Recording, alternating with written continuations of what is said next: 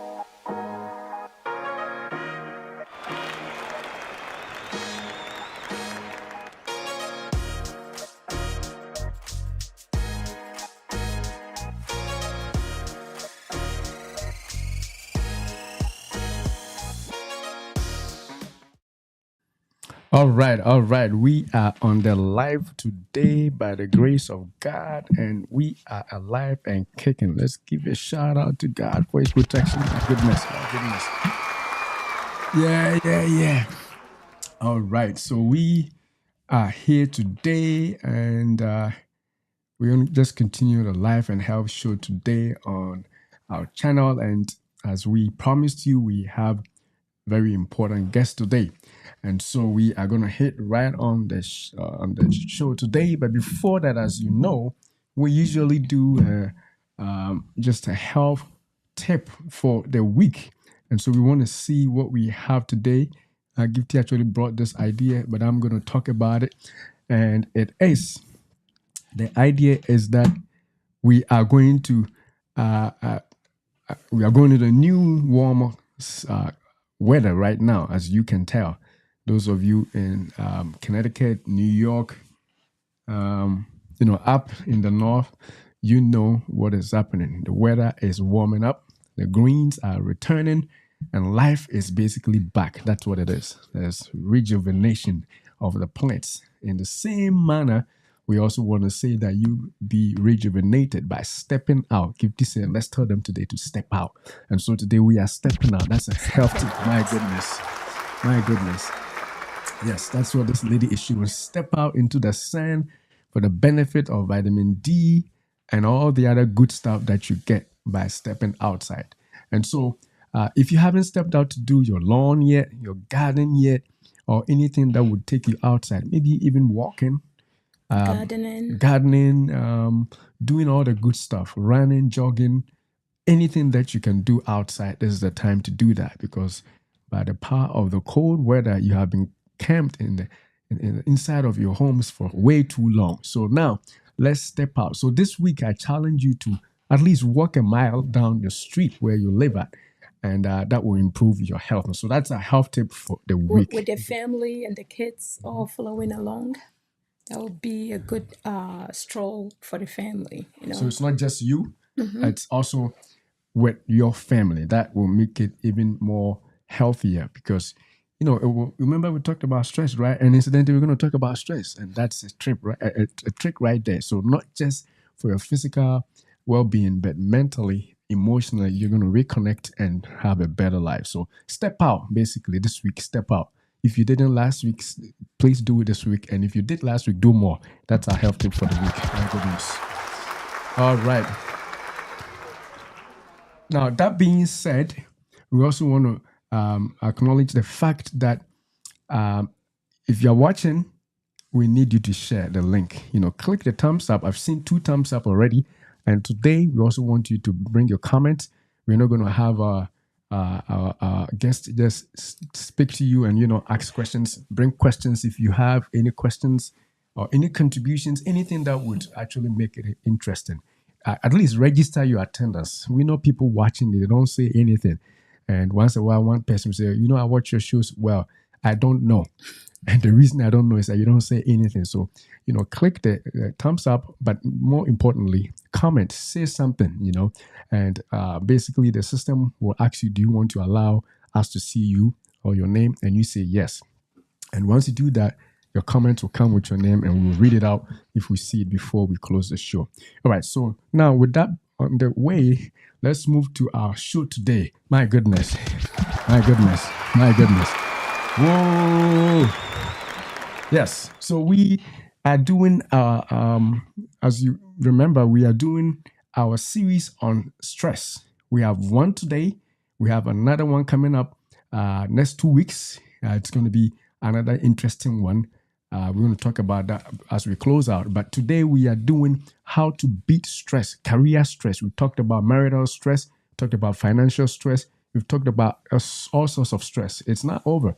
We are doing career stress, and we have somebody who is, career full, I should say, who has been in several things as far as career is concerned. So we want to pick his brain on career, how to beat stress in your careers. And so those of you who watched our show yesterday, you probably met Dr. Frank Sirbo on the live today. Again, we have Dr. Frank Sirbo. If you are on the live, just let's cheer him up. Welcome again, man. All right. So that is him on the live yesterday. We had an important discussion about how to save premature babies in Africa, in particular in Ghana. And we're going to give him a chance to talk about that before we close out today's show.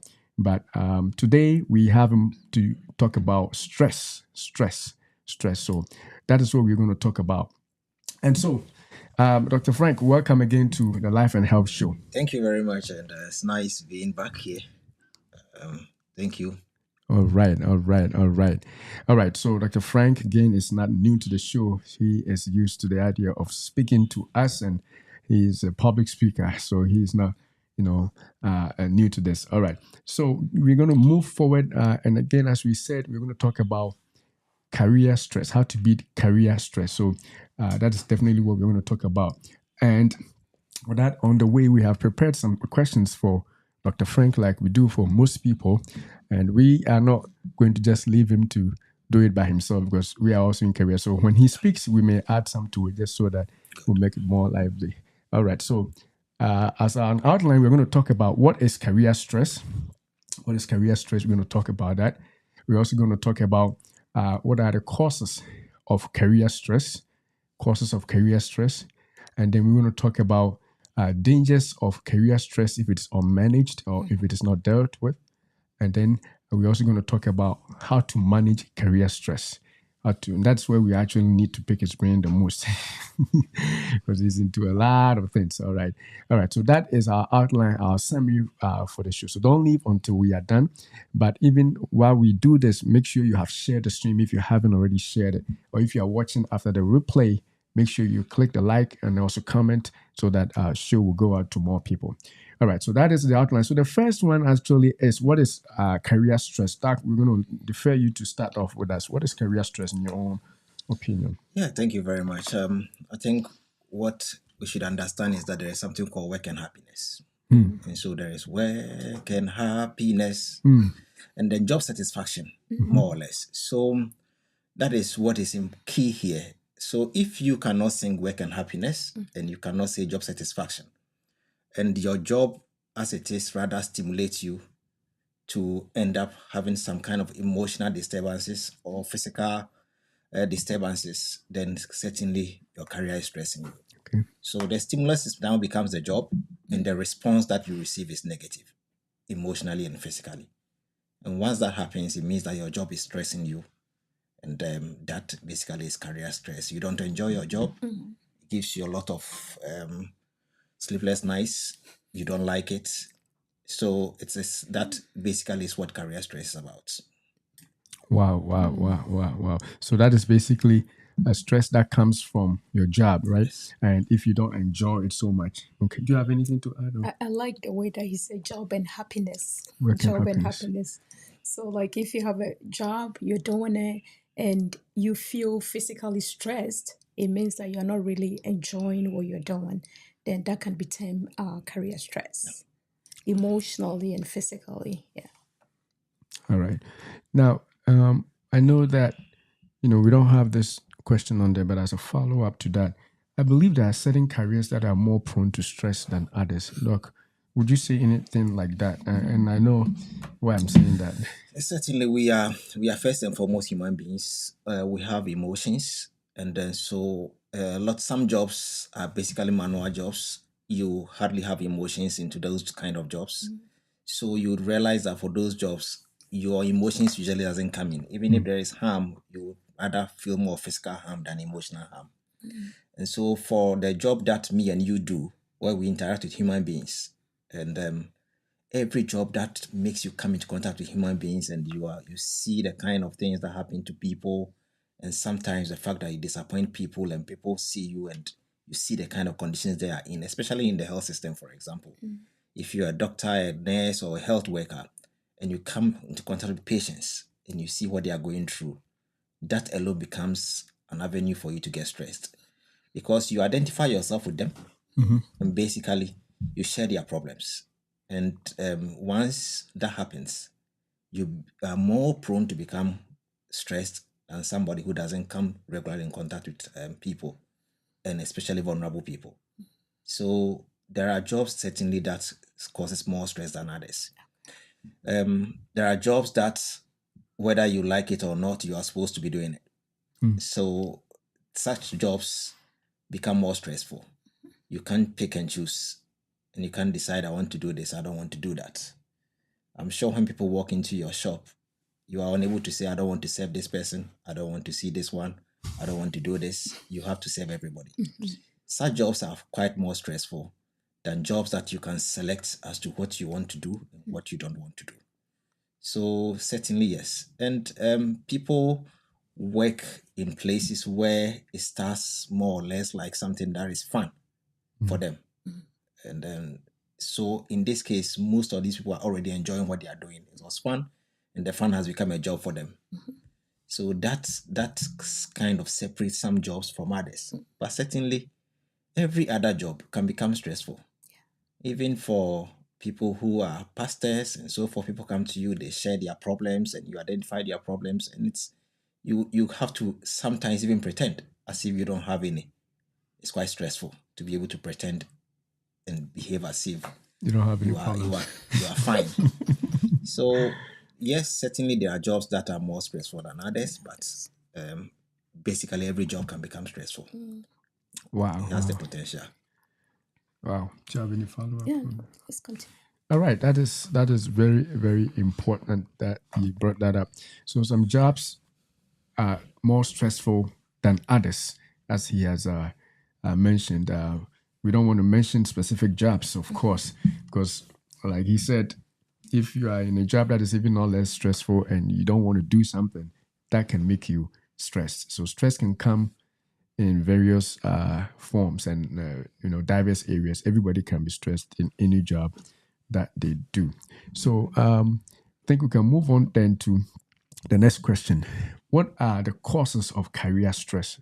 Doc, what are some of the, you probably alluded to some of them, but what are the main causes of career stress? I think the key issue about career stress is stress comes with ability. You, as the person going to do the work or the job, are you equipped to be able to do that job? Mentally, physically, and even in terms of your knowledge wise. Because at every point in time that you realize that you are not cut for this job, suddenly that job becomes stressful. So the first thing is you as the person going to do the job. Are you trained for the job? Are you adequately prepared for the job? Were you properly oriented to the job? You may even have the knowledge, but just the fact that you are not properly oriented into the job can cause stress. The job environment. Indeed, sometimes even colors can stress people. There are some individuals that are stressed by certain colors. Oh, yeah. So they get to their job environment and they realize that those colors that they are seeing does not, rhyme with them, and suddenly they are in trouble. So that becomes one of the key causes of stress in jobs. And of course, timelines. There are times you need to keep timelines, and there are strict timelines, no room for you to be able to actually decide whether you have to finish within this period or whatever. And so you need to keep to time, and that in itself can become a lot of stress. Our own supervisors, that people we work with, and supervisors can easily be the source of your stress. And even this goes to the point of the sexual harassment that happens at job places, because superiors are harassing juniors or people who they are working with, and simply because of that fact, every time you are going to work already, you have your palpitation starting, because you are going to see this person and you know that this person is going to harass you, whether physically or sexually or whatever it is. That in itself, so supervisors even become a source of worry, and that in itself can stress you so much. And of course, if you realize that you are not finishing your job on time, and it's more or less every time you are the focus of attention, that would certainly stress you. Wow. So there are so many reasons why jobs become stressful, and so that comes in the person. And some people are afraid of making mistakes. So the mere fact that they are afraid of making mistakes, the job becomes stressful. There are people who go into jobs, they are not sure of how long they are going to stay in this job because there is no job security. Right. So the point is that they walk in, they don't know whether tomorrow or the next day they are going to go out of job. And so that alone becomes an issue of stress. Sometimes midlife crisis. You get to a point, you've been doing a certain job, and then at a certain point in your life, you realize that you are not fulfilled. You are not your pension is not on point. You don't know what is going to happen to your pensions. You are not able to prepare adequately, and then you begin to question the choices you make. That alone becomes a source of stress. So every time you are going to work, you are like, after all, I don't think I made the right choice. This is not the job for me. I should have done this. I should have done that. And you are not fulfilled. And once that happens, your job now suddenly becomes a source of stress. So midlife crisis play a key role when career begin to become stressful. And if not well handled, it can spiral into something else. So the job environment, the kind of job you are doing, the timelines, the people you work with, your own competencies, and of course your ability to handle certain level of pressure. Because certain jobs come with some level of pressure.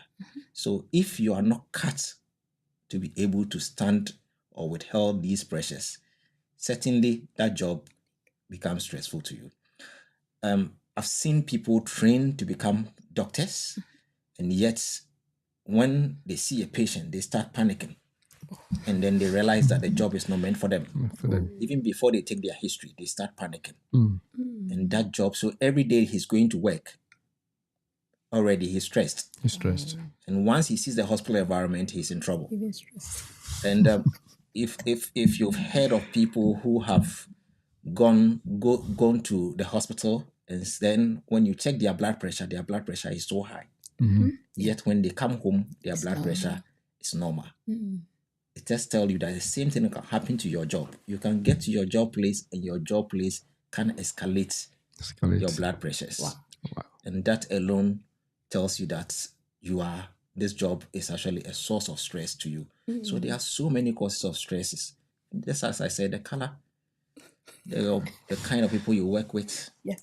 and even your own abilities, and of course your training, your orientation, and your confusion in the job place. All of them come together to cause you a lot of stress in our jobs and our place of work. I see.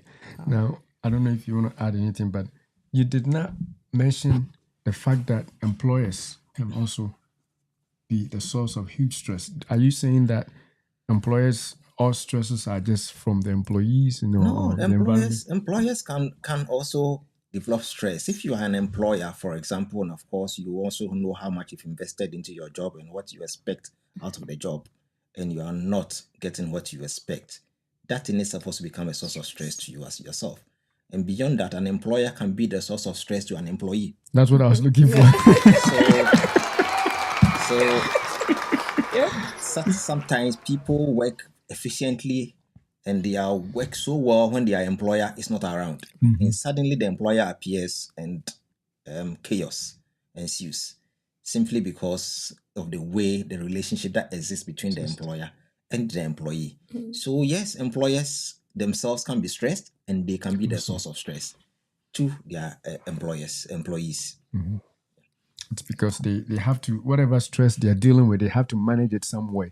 And some of the ways to manage it is to either, cause the employees to produce more, or to work faster, or to do whatever it is that is making them stress, so that the stress becomes pushed onto the employees. Sometimes the problem is that even the expectations from the employers are not realistic. Okay. Right. And people are working because they need to survive, but they know that what you expect of them is not realistic, and so it's not within their ability to be able to work to the extent that you want them to work to, and that alone is a big stress, because you know what is being demanded of you. Certainly, it's virtually impossible to be able to achieve. And you don't see yourself staying there for that long. Sometimes, most of these jobs, people take it on the basis of, let me use this as a springboard. And then after some time, I'll leave and go on to something else. And before long, it becomes a permanent job for you. And yet you're unable to accomplish what you are being asked of. And so, yes, employers, if the workload is not structured such that it is possible for the employees to be able to deliver, certainly you are stressing them, and it becomes a source of stress to them as well. All right. You have anything to add? I think he covers almost everything. What I would add is sometimes there is a change in the organization. Like maybe the boss, somebody who hired you, know you so well, hired you for certain position, and someone else come in, the person does not know you at all. So it becomes very stressful because you have to prove yourself all over again. Meanwhile, the person who hired you knew that you're competent, you're able to do all that. Then the new person came in. So there is a little pressure on you, stress on you, just to prove yourself all over again. That can be very stressful. And sometimes too, there is lack of communication in the organization, wherever you're working. You are expected to do something, but they are not so clear on your expectation. So when they do that, you're doing something else and they expect something else from you. That becomes very stressful. So the communication in the environments can also be stressful if it's poorly delivered. Whatever is expected of you, that can be, Definitely. Because change management is important, regardless of how it's supposed to happen. even the transition from one boss to the other has to be done such that at least employers are carried along.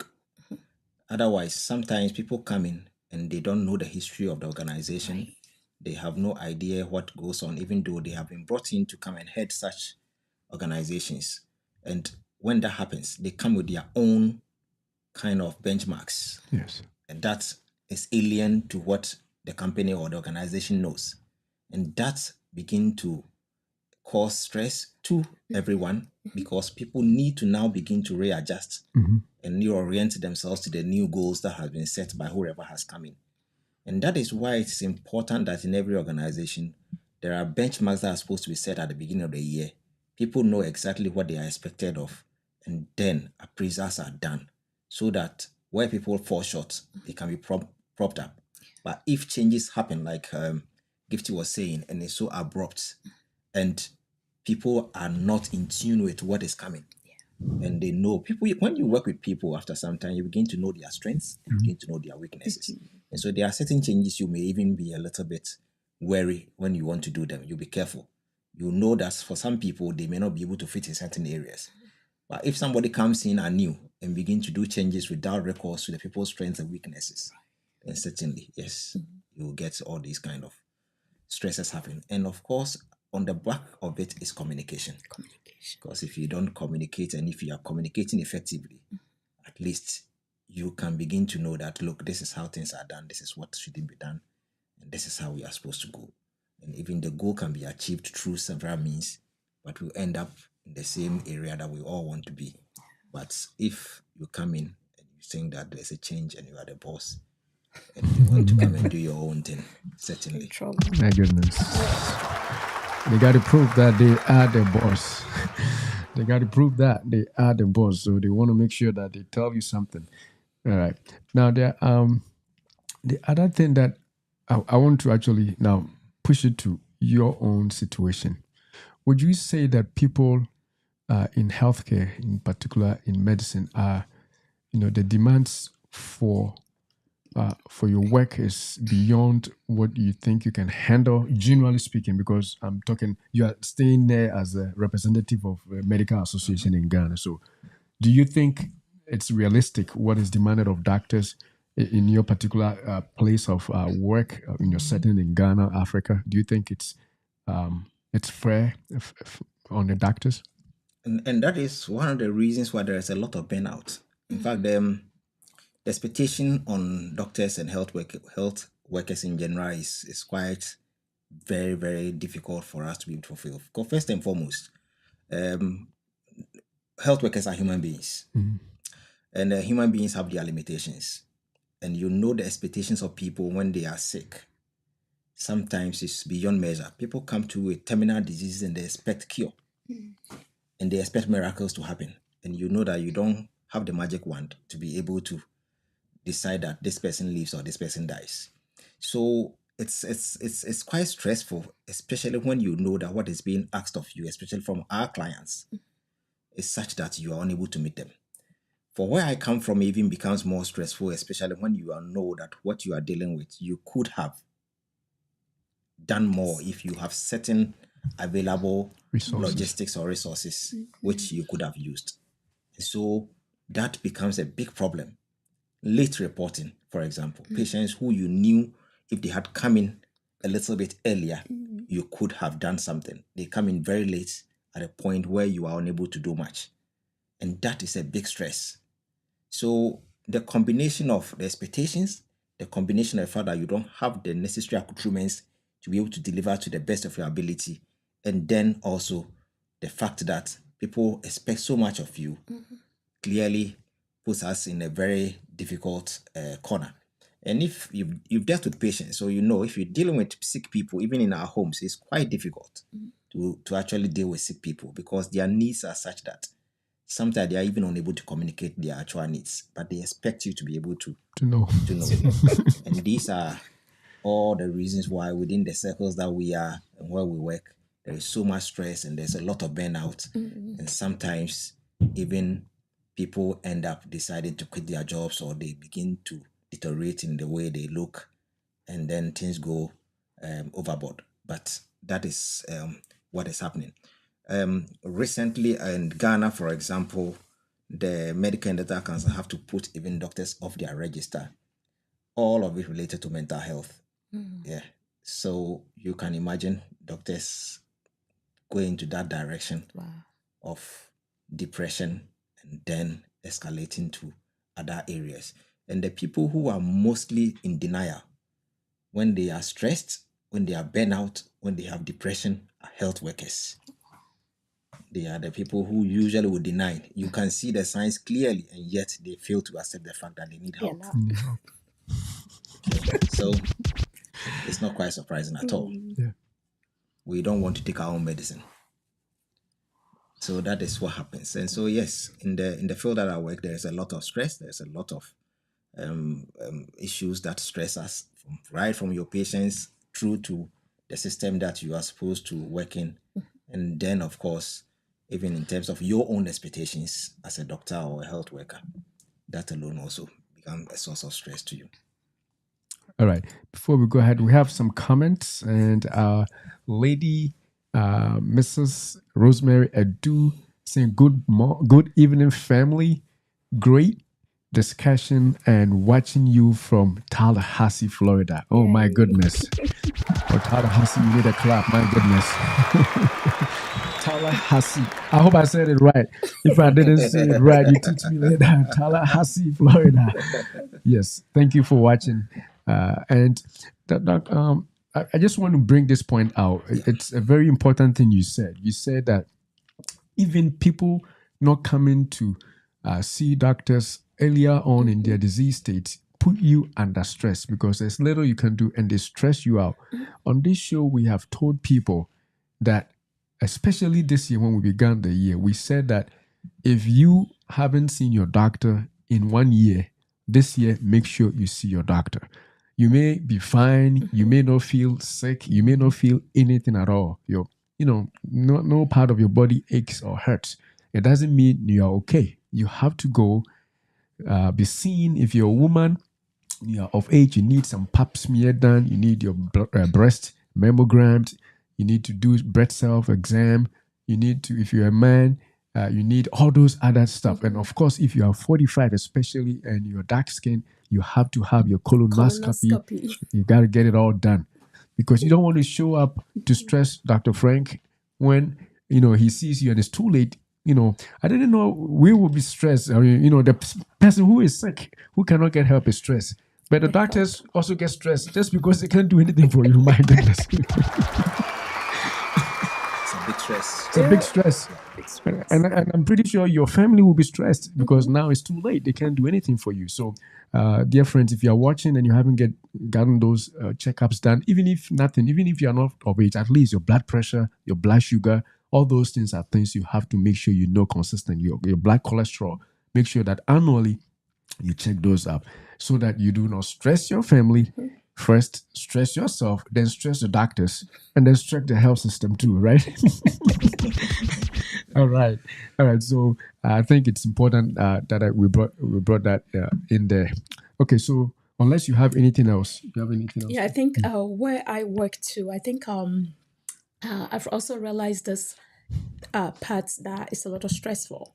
Like when there is a change in the software or there is an update of the software that you have to study and learn how to use and practice differently, or how you verify is changed because you are so used to the old way of doing things. Now you are expected to do things differently because there is an update. So you have to have time, sit down and study and read and understand how the system works. That can be a little stressful. What I realize is more with the older folks, it become a little challenging because they are so used to one way and all of a sudden they are expected to do it differently. So that can be a little stressful. So I think they will bring a whole study material that you have to sit down and study. It can be stressful at work that you have to make time and learn and try to adjust and change the way that you do things. Do you remember the old days of typewriters? Yes. I mean, it was quite interesting. But if you do, you will remember that there were a lot of people who were used to the typewriters, Right. and they were secretaries, and they were working in organizations, and they are used to typewriters. Suddenly comes the computer. Yes. And then when the computers came, now these same people were supposed to learn how to use the computer. It wasn't everybody who was able to do that. And so people even have to move out of job. Wow. So what Gifty is saying is very key, especially when the expectation is still the same. In the initial stages, when the apps come in, and yet you are expected to deliver at the same level as you were doing even before you get used to whatever new system there is. That becomes a big stress. It becomes a lot of problems. And I'm sure if any of our employers are listening, it's important that when such systems are brought in, you have to give a little bit of time for people to adjust and get used to it before you expect them to be able to get to the same level of production or is it in terms of their ability to what I don't know, the outputs. Yes, so that the output is the same as it used to be. It doesn't mean people are lazy. It doesn't mean people don't want to work, but it's because things have changed. And so if you expect them to deliver at the same level, you would have issues. Right. When we introduce in my hospital, when we introduced the paperless system, for example, we're used to writing on paper. Suddenly computers have come in. You expect people to be able to work at the same rate that they do, and with the computer that they are not used to. That becomes a big problem. So we had to be able to speak to our patients, to have patience for us, such that because the waiting time was going to get longer, because the doctors and nurses will have to take their time to type in, and it was a lot of stress. Right. And sometimes when you go even to the wards and you are expecting your temperature charts to be done with the computer and it's not done, as a doctor, you have to have patience. You have to understand. You have to let people adjust. Otherwise, that alone becomes an issue. It becomes a lot of stress. So yes, absolutely. I have experienced it, and I know what Gipti is saying is very, very true. It's important that we understand that it's a very big source of stress. Wow. My goodness. Now there's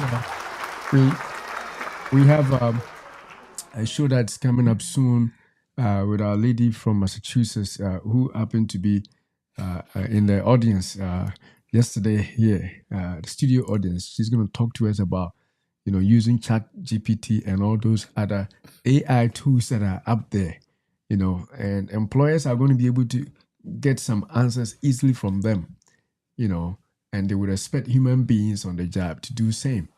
So, like you said, they got to be able to allow room for quick development and training and all those things to alleviate the stress that people, employees, are going to So these are face. parts of all the kind of change management that has to happen.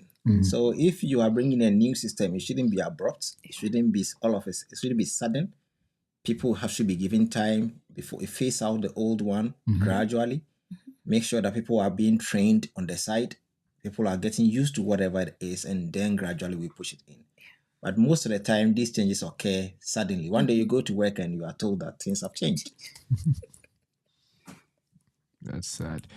All right. So now let's move on. The next question that we want to answer is the dangers. What are the dangers of career stress?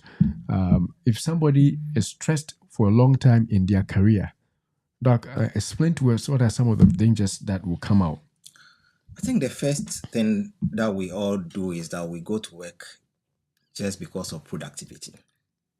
So when people are stressed, their productivity goes down. So effectively, when they come to work, they are unable to make sure that their productivity matches whatever level that they probably used to be able to match. So you will see that productivity will start going down. They are also prone to errors. They are mostly going to be making more errors than they used to do. And certainly, people begin to get sicker more often. You realize that your staff will start calling off sick more often than they used to. Wow. So that should be a danger to you, that people are getting stressed. You will begin to also realize that people now come to work, and when they come to work, physically, they appear afraid. Oh my goodness. So going to work in fear. yes, Yeah, because see them. I can understand very well. You're waking up and you are thinking, am I really going to this place to work? That is fear. Now and continue. they are afraid, and people get to work and they are jittery. Mm. And you see them and they are fidgeting, they are so jittery, and everything doesn't add up. These same people will not sleep in the night because they are even out thinking of coming to work the next day. In this same environment, with these same people, with this same boss, with this same system. kind of system that I am not getting used to. Yeah. So they don't sleep well. And you know the effect of not sleeping well. So once you are not sleeping well, a lot of things can come in. So on the individual, blood pressures begin to rise. People begin to develop hypertension. They begin to develop diabetes that is non-existent. Their ulcers begin to pop in. They develop these stress ulcers. Stress. I didn't even mention that. Stress ulcers. Yes. My goodness. So people get to that point, and then gradually depression sets in. Depression. And then before you realize, depression can manifest in a lot of ways. These are people who probably looked healthier before. Suddenly, they begin to put on weight because their eating habits become erratic. And you think they are doing well, yet they are dying slowly inside. My goodness. You see them all through that room like, oh man, this man is living a good life. That's not it, Doc? No. So when you see that, it's important that you get closer. So these are some of the dangers that you see when you have career stresses. And there are a lot more. And if these things are not managed properly, frank psychosis can even set in. My goodness. So you see how stress can lead you to certain terrains that, if not well managed, the effect on their job, the effect on the individuals. All of these become dangers of stresses as far as career is concerned. So it's not easy. If I'm sure all of us have worked with people who come to work and they are so jittery, they are so scared of making mistakes. They are so careful. And yet they are the ones who are prone to making a lot of errors. Because they're stressed. Extra careful, extra stress. My goodness. You get it. So these are the dangers, and their productivity is very low. They can be there the whole day, and yet when you look at their end products, it doesn't match the number of hours that they have sat on their job because they are not efficient. So it means that the danger of stresses at work is efficiency is compromised. Efficiency is compromised. You can't be efficient. So these are the kind of dangers that goes with the job, and then physically the kind of dangers that you have. And even like we are saying, we're talking about cancers, right? Are you sure? Do you know that stresses can also lead to cancers? Wow. So all of this comes in, and so stress is not something good. Even though yes, there is good stress, especially for acute situations. You need that kind of good stress to be able to, even sometimes during examination time, you need that kind of stress to keep you awake, to learn and be able to remember things that ideally you wouldn't be able to remember given without that kind of, under those kind of stressful conditions. But the same way, even in examination conditions, the stress is not managed acutely. People freeze. Yes. You know that. And they suddenly forget everything that they have learned. Panic attack. And they come in and they are blank. They're blank. Everything is gone. Ask them a question that you think they should have known. Look, you can even ask him his name and he won't remember. Stress to the next level. Only for him to leave the examination room and then he realized, my name is Frank Strabo. So stress is quite dangerous. Acutely can be good, but chronically it's such a nightmare. Yeah. Wow. Do you have anything to add? Yeah. What I would add is it can also affect your family life if you are stressed at work. Absolutely, Yeah. You come home and you are upset or angry about every little thing because you're so stressed. From the day's work, you come home and every little thing upset you. You can't focus. Maybe your wife will be talking to you and your mind is somewhere else about something that happened at work. So it affects your family life tremendously. So and sometimes your husband will also be talking to you. It's even worse for men. It's even worse for men. Worse for men because even in terms of family, the effect of it for men is even severe your sexual drive goes down. Oh my goodness. You get to the point where you are not interested in any form of intimacy with your partner, and erection becomes a problem. My You goodness. can't even have an erection, regardless of how hard you try. You won't have an erection. It's not because you. So it gradually leads to some form of erectile dysfunction. And you can imagine if you're a man and you begin to have erectile dysfunction at a certain age, when your wife is young, or partner is young, it requires that you are able to at least go to a certain distance. You are unable to even get up at all. So that becomes even another major problem in the house. So stress has led to another form of stress. Precisely. My goodness, And then the that's cycle dangerous. My goodness. continues. Cycle of stress, one leading to the other. The last one is dangerous. My goodness.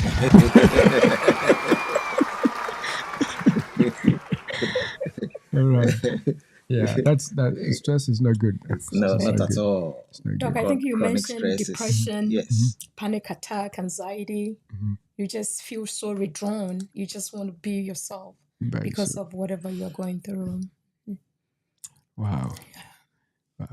All right, so let's move on then to our next. So we talked about the dangers of stress, and the next thing we want to ask then is how do we manage these stressful situations, career stress in particular? So how do we manage career stress? First and foremost comes with acceptance. Oh, that you are stressed. The first thing is that you have to accept you are stressed. My goodness. Because like I said initially, job and happiness, job satisfaction. When you are asked job and happiness and you say, nah, what is job and happiness? It's just to put something on the table. It should be peace that should tell you that yes, there is something wrong. And so first and foremost, you have to accept that. Look, when I go to work, I feel jittery. When I go to work, I feel some panic attacks. When I go to work, I realize that my productivity has gone down. When I go to work, I don't used to be as efficient as I am. So suddenly you should accept the fact that you are stressed. So you recognize that fact. Then once you do that, then you ask yourself, what is actually causing the stress? Is it the environment?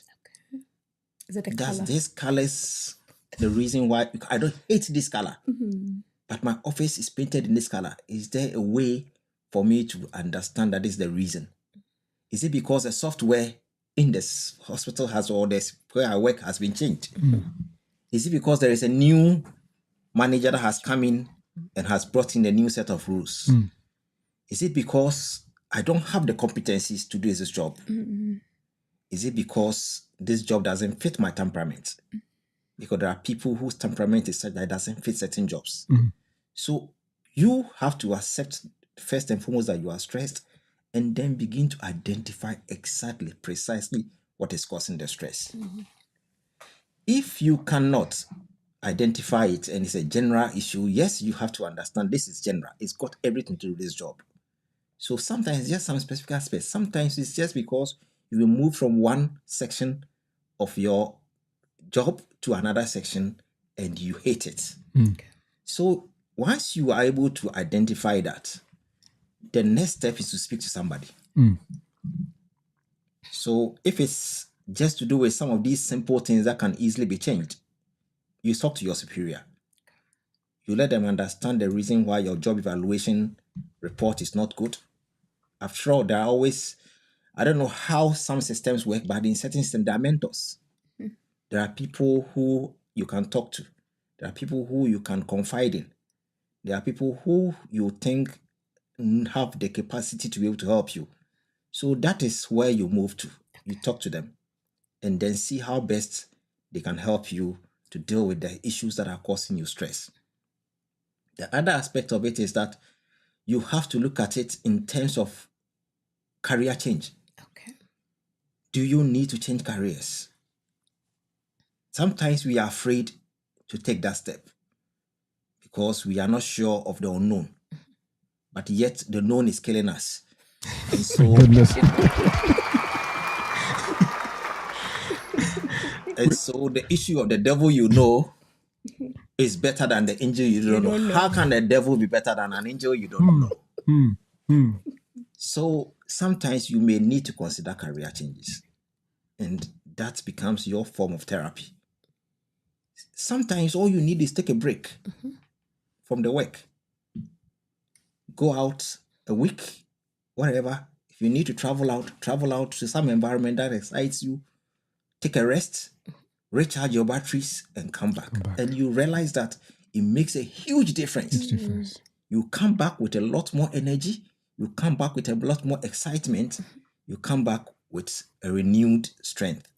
And you realize that all the stresses are gone. So just a break, a simple break, sometimes become very important. There are times that we will need to engage ourselves in some form of religious activity. Believe, meditate, pray, talk to your God, talk to somebody. Have some sense of belief. It doesn't matter what you believe in. Speak to your God.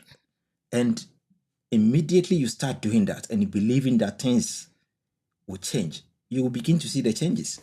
You go to work more fulfilled, more excited, and then you can manage it.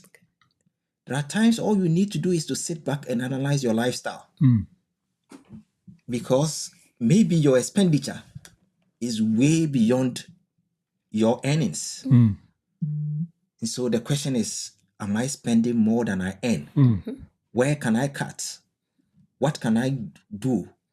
Areas that you can do without. All of them can go.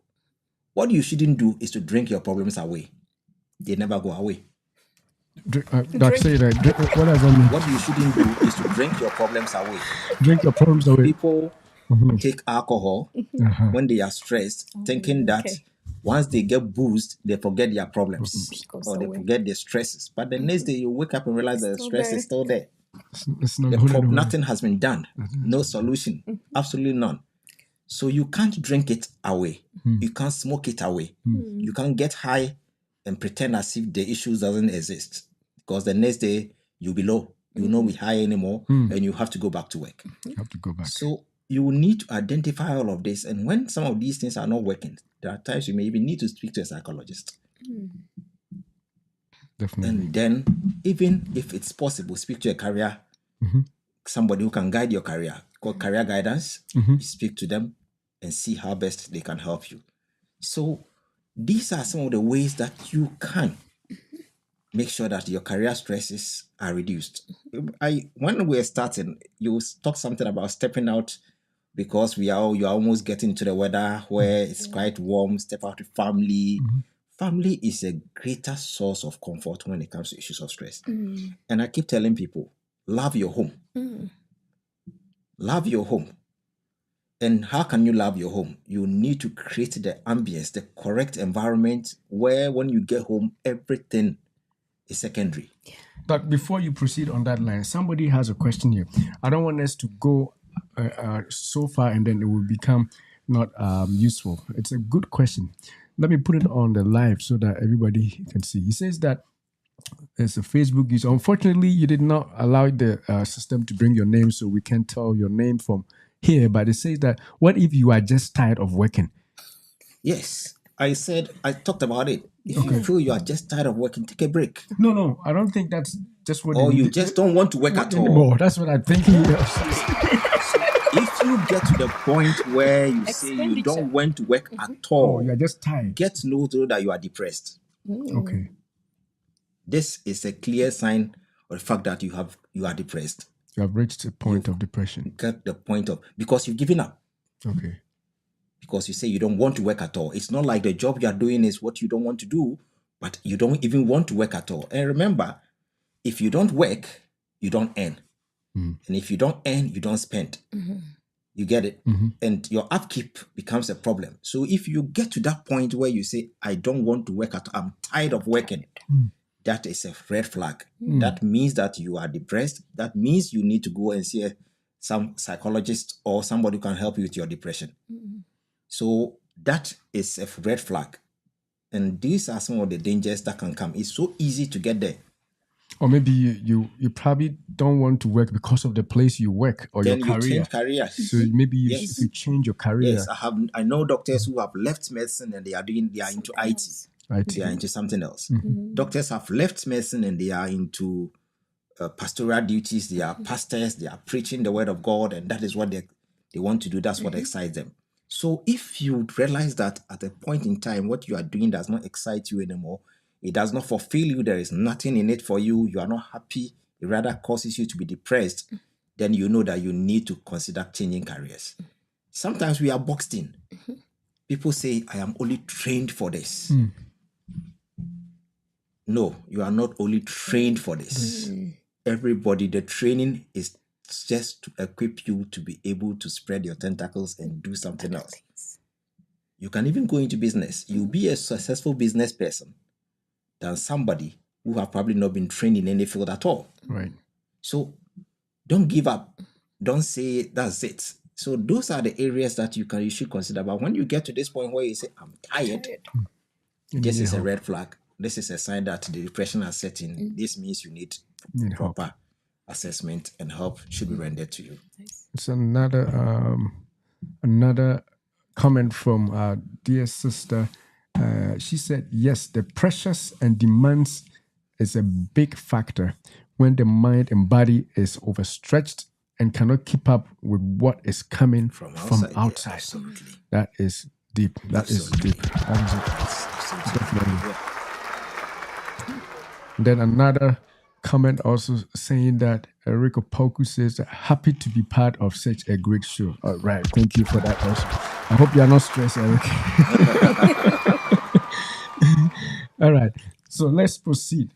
Now, Doc, I know you mentioned the fact of family and home being a very integral part of overcoming stress. What are some of the things that you think family should support each other with? Like, if put yourself as a husband, what do you expect wives to do? For men who are stressed, and what do you expect women to do for, men to do for women who are stressed? I think most often what we don't do is discuss our days at work. It doesn't mean you should go into detail as to precisely what you did, what you didn't do. And of course, in our field, for example, there are issues of what we call confidentiality and so forth. And so, but you can come in and you should be able to tell your story to your partner. Today, work was hectic. This is what went on. This is what is it. I don't like this aspect of it, and so forth. And then you expect your partner to be empathetic, encourage you, let you know that you are not the only one who is into this kind of condition, and that you can beat it. You are strong enough. Even for men, sometimes what you need to do is for somebody to massage your ego. That's all the wife has to do. Massage your ego. Yes. To tell you are stronger than this. My goodness. Women on the live. My goodness. Man. You can do it. Yes. That is a big term. I haven't heard that before. Massage your ego. Men. Yes. Women, are you hearing that? Doc, you're all rounded. We need you to be on a relationship show. And so that in itself creates a Superman. He goes to work the next day, chest out, knowing very well that my wife believes in me, my children believes in me. I can do this. I can do this. And just that can change a whole lot. So you need that kind of supportive family system. Don't come home and keep everything to yourself and pretend as if you are the man. And so sometimes sharing and encouraging each other at home makes a lot of changes back in the workplace. Sometimes what you need to do is that you need somebody to tell you, look, you've done your best. This is something you cannot change. So find an alternate route around it, or let it go. Let it go. You need somebody to tell you to let it go. Because you may be holding on to it, you may not want it to go. But then when somebody tells you, look, you've done all you can do, I think you've reached your end point. Look, as for this, forget it.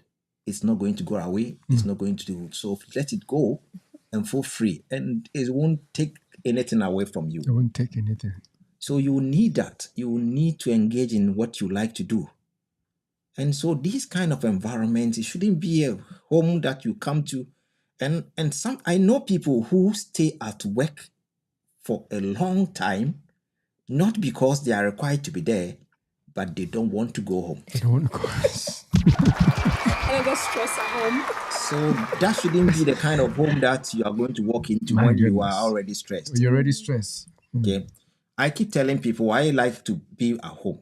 I like to, anytime I close from work, what I'm thinking of is home. Home. So what can I do to make sure that the home is conducive enough to receive me?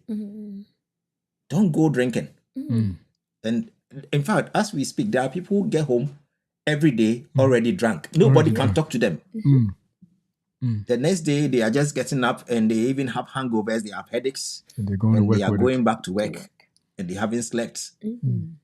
Okay, so you need to have that kind of communication. And that is the reason why it's always good when you marry a friend or your partner is your friend. And so that's why it's exciting when I see the two of you hosting the show. And Oh my goodness, like making me nice now.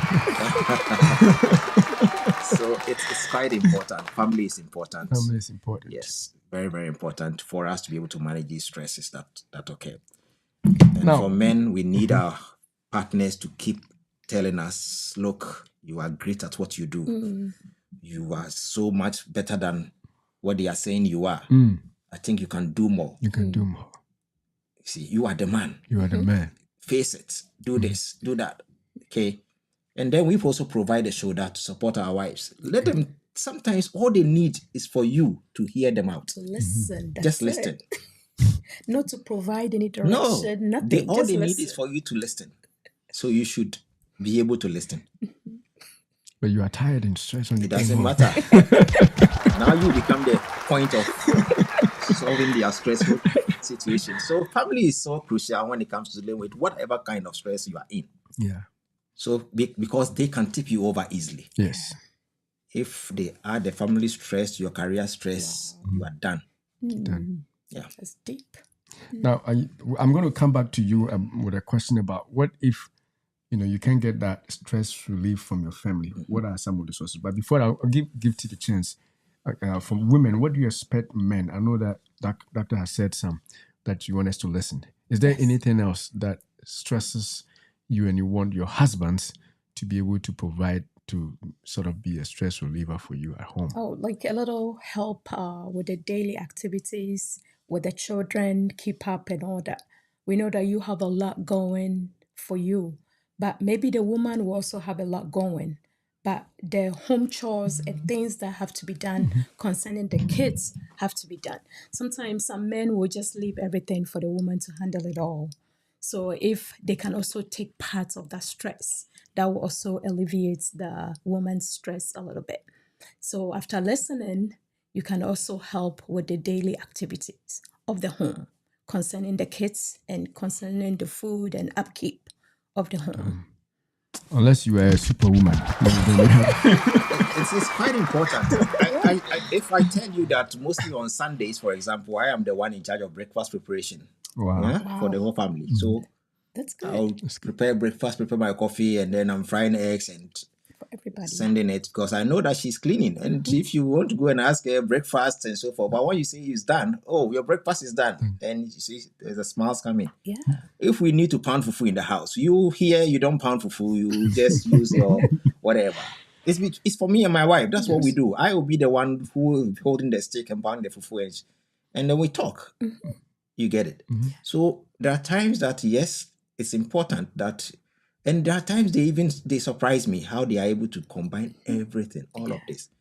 And there are days men don't recognize it. Women are certainly stressed, and then you come and add your stress to it. And when I say come and add your stress, I'm sure you understand. So there are times you need to give them that kind of space. Yes. So, I mean, it's a lot of work, but family is important. It's so important. If you can't get this from family, then you are in trouble. I say you are in trouble because usually friends are not the best of people to help you deal with your stress. Okay. You can have a few friends who would be the good source of you dealing with your stress, but even then, how often are they available for doing the good ones?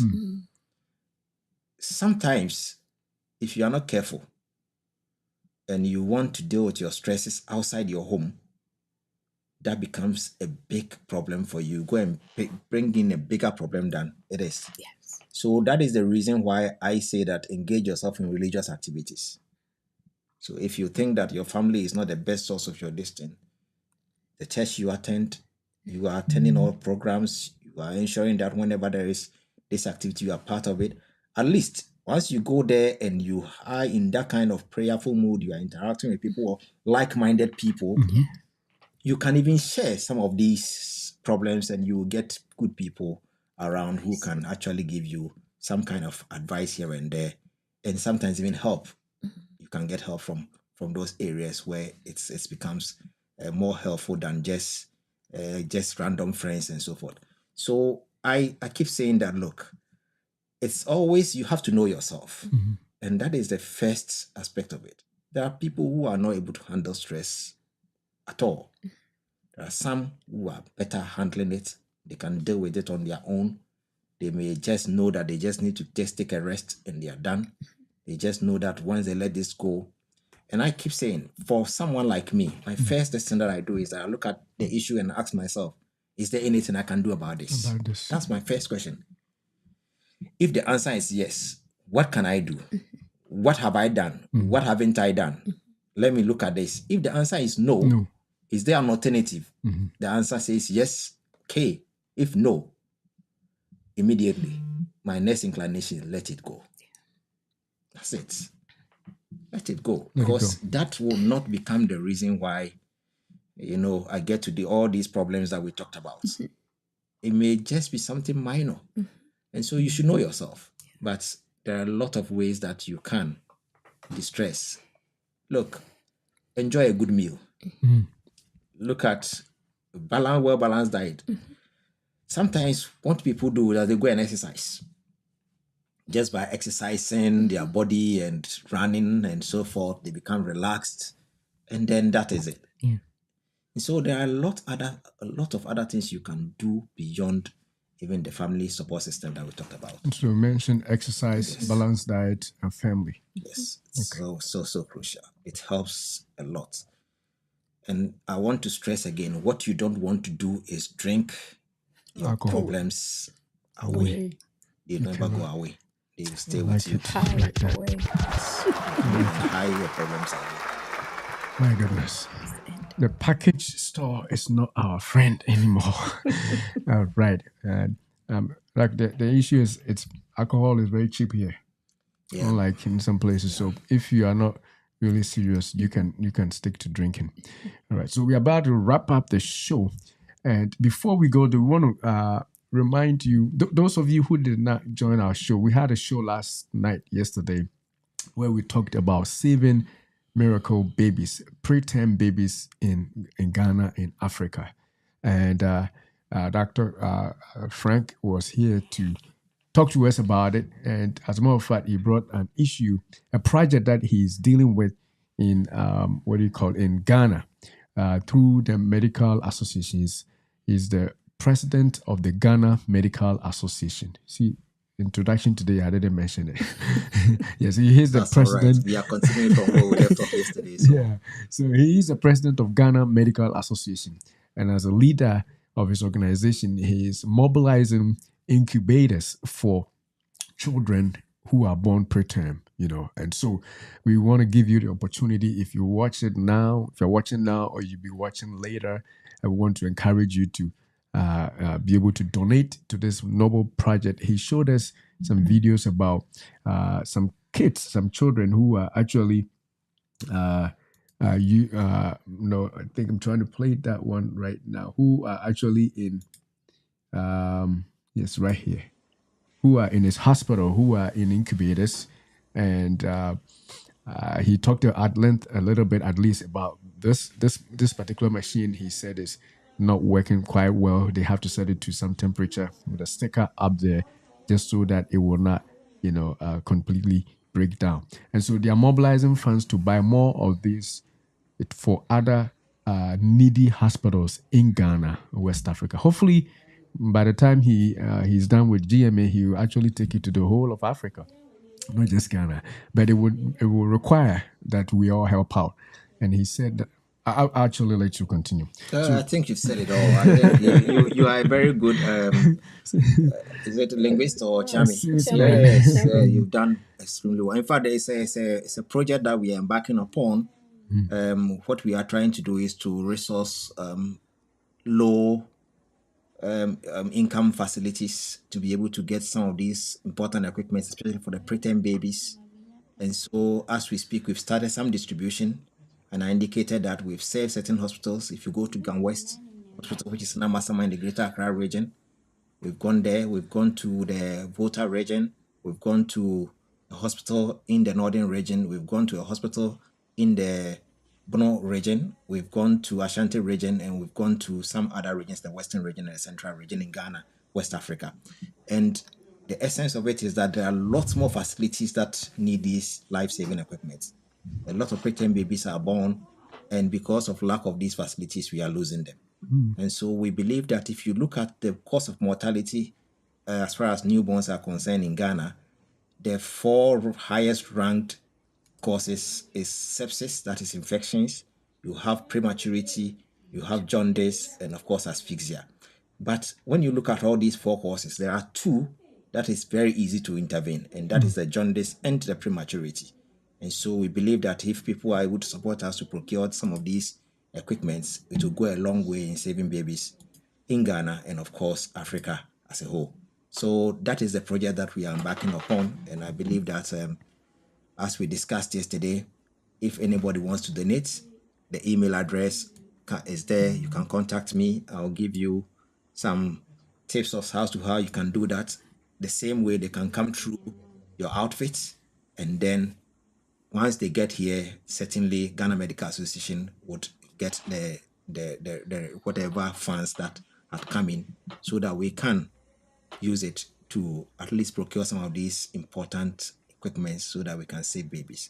So I am hoping that people listening today can also take the opportunity to support this noble cause that we have marked upon. My goodness, my goodness. And just so you also know, yesterday after the show, the studio audience here, which includes mostly our family, we have already agreed that we are going to send them one incubator, or the money for one incubator. Doctor, you didn't mention how much does one I cost? think the portable incubator just is 15,000 Ghana cedis. When if you bring it to your Currency is just $1,500, and we should be able to get a portable incubator, which we can send to some facilities that need them so much. All right. And if you want your name to be written on it or whatever, Dr. Frank will do that. So when you visit Ghana, in that hospital where it is sent to, like he said, they're going to send you letters and receipts for everything. You can just go to that hospital just to check it out yourself, that your incubator that you bought is actually there working. So it's an important project that we all have to support. So that is his email on the screen. No spammers allowed. Just make sure that even if you don't have it today and you want to establish a contact so that you work with them in future, just make sure you copy that email address now for that purpose. If you also have money, you can afford all the amount of $1,500, but you want to contribute along with somebody else, you can go to buymeacoffee.com/Dr. Oteng and submit any contributions that you make. We'll gather them and we'll let it hit Dr. Frank's organization so that the incubators will be made available. I want us to be able to, at least now we have promised that we are bringing one, our family here.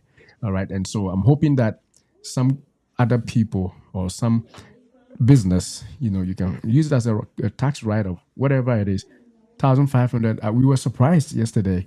Jerry was saying that I didn't know it was just $1,500. I'm pretty sure some of you can buy one, some of you can buy two. So let's hear from you. Email him, or you can also email me. If you go to our YouTube channel, my email address is there. You can also email me, and definitely it will be easier if you email him, so he would deal with you directly. And he said a lot about where your money is going. It's not going to anybody's hands, but to the incubators. None of us are going to take anything. It's going to go straight into the incubators, and he'll provide you with invoice or receipts that account for everything. Or you said something that was actually nice yesterday too. You said that even if you are not sure and you want to just link up with a manufacturer, the sellers in Ghana, so that you buy directly from them and give it to them, he's willing to take that. That is how seriously he's looking for this. So please, let's do that. At least by the time the year ends, we should be able to count more incubators from this show. If you're watching it today or if you're watching later, don't forget to email him and let us know. So that is it for our discussion today. Thank you all. We just want to also let you know next week we may not come live next week. I'm still going to leave the email address here just in case somebody is late in copying it down. We may not come live next week. We may not, because we're going for graduation. And if we don't, we'll come the following week. So the show for the following week has already been set, and we are going to talk with a minister, a leader of the ministry, of the work of ministry. He's a leader. He established churches back in Ghana, as well as in the UK, in Europe, and now in the United States. He's a pastor of pastors, and he's going to be on the show to talk about how to manage ministerial and leadership stress. Oh my goodness. Ministerial and leadership stress.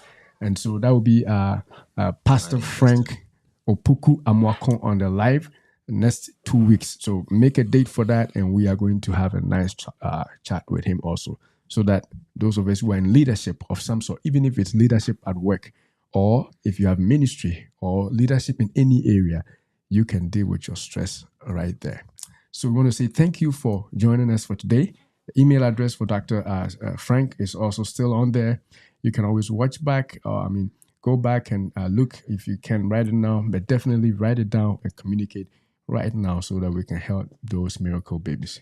But until we see you again, either next weekend or the week after, we will say that, beloved, we wish above all things that you prosper and be in health, even as your soul prospers. Thanks for watching. Thank you for watching.